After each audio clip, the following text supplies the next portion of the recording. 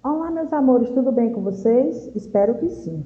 Antes da tia começar nossa aula de hoje, a tia tem 3 dicas de estudo para vocês. Procure sempre um lugar calmo, ventilado, iluminado, silencioso, para que vocês possam se concentrar na nossa aula de hoje.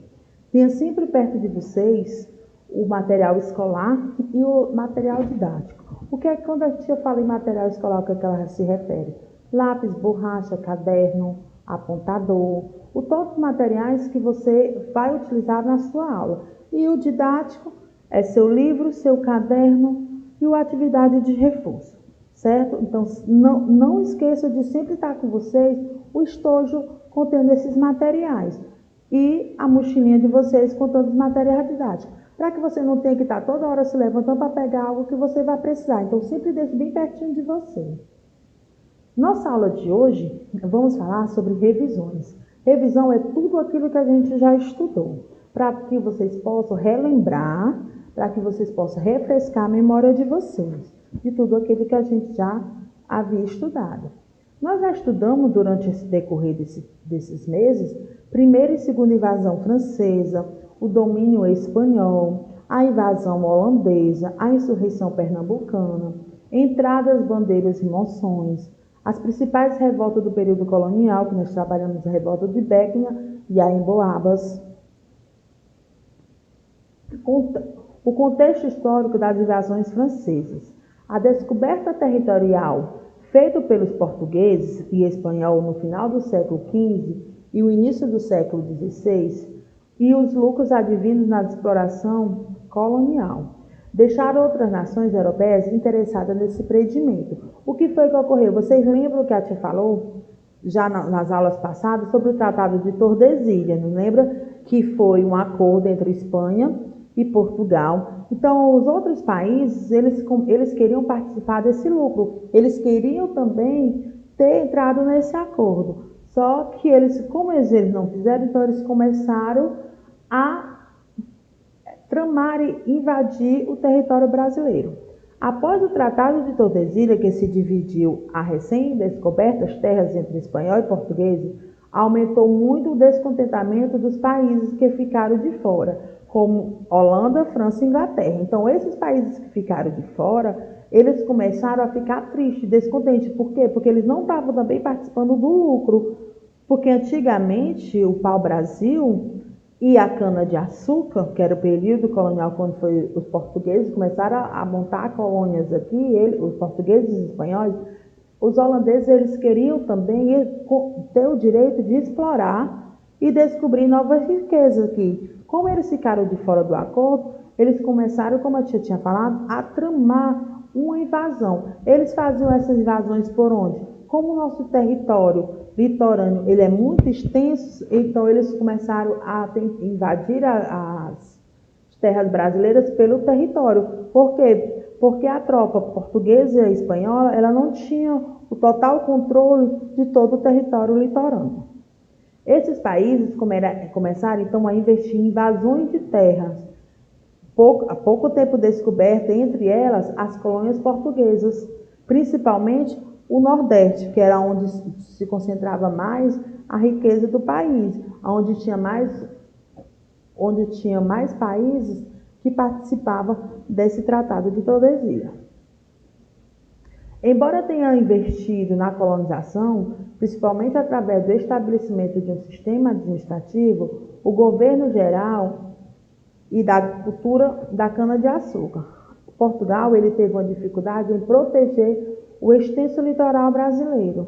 Os franceses no Brasil, quais eram os principais objetivos dos franceses aqui no Brasil? Os franceses eles tinham o principal objetivo de fundar uma nova colônia em territórios brasileiros. Eles queriam proteger a participação no lucro do novo mercado explorado aqui na colônia. Então, qual era o objetivo dele? Era fundar uma colônia aqui no Brasil para que ele também pudesse participar do lucro que os portugueses tinham.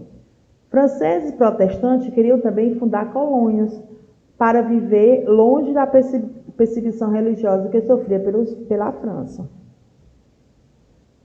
O contrabando do pau-brasil. Já na época da exploração do pau-brasil, no início do século XVI, os franceses fizeram várias excursões no litoral brasileiro. E essas excursões eles tinham como objetivo de fazer o contrabando dessa madeira. A França Antártica, em 1555, eles começaram a invadir a região do atual Rio de Janeiro, que hoje é a capital do Rio de Janeiro. Esses franceses, eles estavam fugindo das perseguições religiosas. O Nicolau Villegomme, ele foi um dos fundadores da região do atual município do Rio de Janeiro. Ele que fundou essa colônia, que antigamente era uma colônia francesa, que hoje recebeu o nome de Rio de Janeiro, que hoje tem o nome do estado do Rio de Janeiro. Que antigamente se chamava, que hoje é o Rio de Janeiro, se chamava França Antártica. O governo de Mendes Sá contou com o apoio dos jesuítas, José de Anchieta e Manuel de Nóbrega, que eles convenceram os índios tamoios a abandonarem a aliança que tinha com os franceses. Então, o que é que aconteceu? Os índios, antigamente, eles se uniram aos franceses para derrotar os portugueses. Só que os portugueses, como eram espertos e o José de Anchieta e Manuel de Nóbrega, eles tinham um convívio muito bom com os índios, que foi que eles usaram, pediram a ajuda deles, e eles convenceram aos índios tamoios a voltarem a ter uma aliança com a coroa portuguesa. E nisso, quando ocorreu isso, Mendes Sá, ele conseguiu também reforços militares portugueses liderados por Estácio de Sá.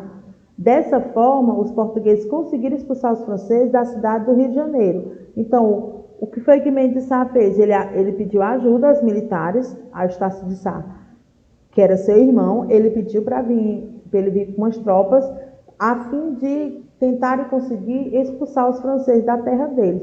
E assim ele fez. Em 1567 eles conseguiram, teve um bom êxito nessa luta. França Esquimissione, o que foi que ocorreu? Em 1612, os franceses fizeram sua segunda tentativa. A primeira tentativa foi no Rio de Janeiro, eles fracassaram. Então, eles foram tentar invadir outras terras na colônia portuguesa. Dessa vez, eles vieram para o lado nordeste, eles escolheram o Maranhão, liderado pelo general Daniel de La Touche. Os franceses invadiram e fundaram a França Ex-Nocial, e essa que hoje é a atual cidade de São Luís. As autoridades portuguesas, elas organizaram várias e poderosas expedições militares, e isso eles quiseram atacar e expulsar os franceses do Maranhão. A capitulação desses franceses ocorreu em 1615, quando eles foram expulsos dessa região. O objetivo dos franceses era participar do mercado de exploração colonial e ter uma colônia, um refúgio para os protestantes que sofriam perseguições aqui na França. O que foi o domínio espanhol? Em 1557, Dom João III ele morreu. Seu neto, que era ainda menino e era o sucessor do trono, mas até que alcançasse a maioridade, ele foi substituído por Dom Resende. Depois de 10 anos governado por Portugal, Dom Sebastião morreu na luta contra os mouros. Por causa dessa falta de desentendente direito com o rei, a coroa voltou às mãos do cardeal Dom Henrique, que era tio-avô de Dom Sebastião, que foi um dos regentes dele. Quando o Dom Sebastião morreu, em 1580, Filipe II, rei da Espanha, acabou invadindo Portugal com suas tropas e assumiu o trono. O que foi que ocorreu? Como a corte portuguesa ela estava enfraquecida com a morte de Dom Sebastião, que era o rei, a Espanha ela teve mais chance de entrar, até a ponto de invadir e conseguir tomar a coroa portuguesa. Então, a coroa portuguesa passou a ser dominada pela Espanha. E esse domínio ficou conhecido como União Ibéria, a união da Espanha com Portugal. Eles se uniram, ficaram como se fosse um rei tomando conta desses dois países. O domínio espanhol resultou nas invasões do território por ingleses e holandeses. O motivo que levou os holandeses a invadir o Brasil foi porque a Espanha proibiu que os holandeses e portugueses explorassem o açúcar brasileiro. A invasão holandesa ocorreu, a Companhia das Índias Ocidentais preparava uma esquadra para atacar a Bahia. O governador-geral, que na época era Diogo, o dono das províncias, para resistir aos invasores. Em 9 de maio de 1624, 26 navios da Holanda entraram na Baía de Todos os Santos. A resistência que se revelou insuficiente, assim levando o bispo Dom Marcos a ajudar os moradores a fugir para o interior. A Espanha ela enviava expedições para ajudar os portugueses a expulsar os holandeses.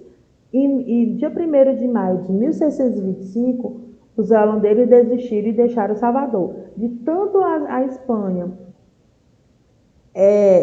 mandar para ajudar, enviou militares para ajudar os portugueses a expulsar os holandeses ficaram enfraquecidos a ponto de desistir da cidade de Salvador. Mas não ficou só aí. Ele desistiu da cidade de Salvador, mas aí ele foi procurar outra cidade. Ele já invadiu outra cidade, que foi Pernambuco.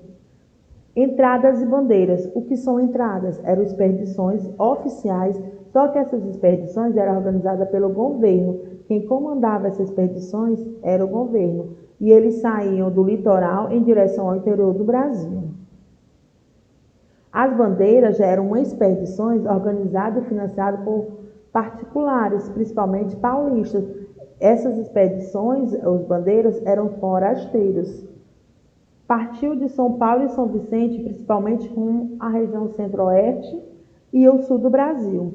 As entradas, ela tinha como um objetivo principal era mapear o território brasileiro. Então, a principal função, o principal objetivo das entradas dessas expedições que era governada pelo governo, era chefiada pela corte e bancada pelo governo, ele tinha um objetivo de mapear o território brasileiro. Ele mapeava o território. Já as bandeiras, ele tinha como objetivo principal descobrir novas riquezas, descobrir minas como de ouro, de prata e pedras preciosas.